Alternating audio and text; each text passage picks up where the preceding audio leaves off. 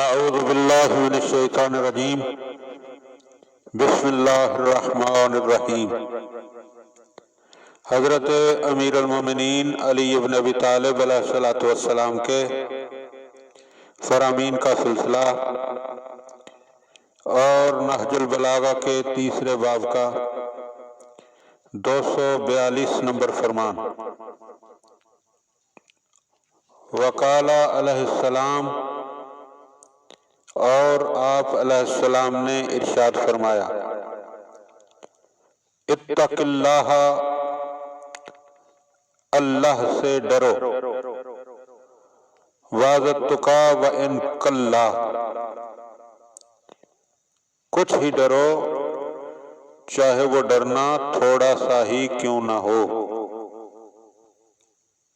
وَاجْعَلْ بَيْنَكَ وَبَيْنَ اللَّهِ سترا،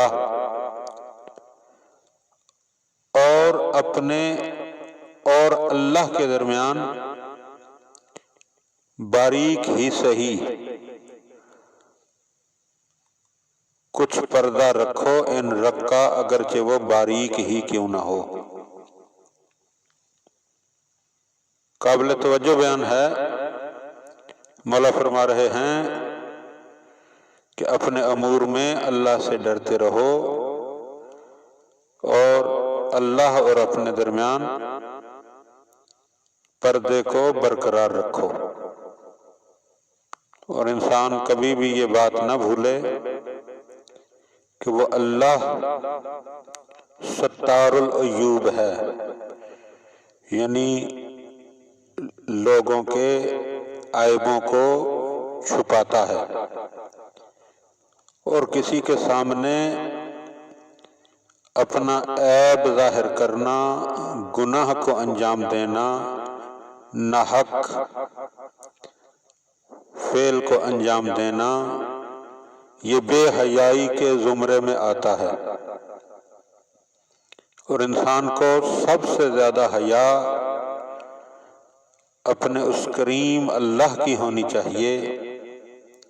اور پھر حیا کے بارے میں بھی یہ فرمان بھی ہمیں ملتا ہے کہ الحیاء من الایمان، حیا ایمان کی علامتوں میں سے ہے۔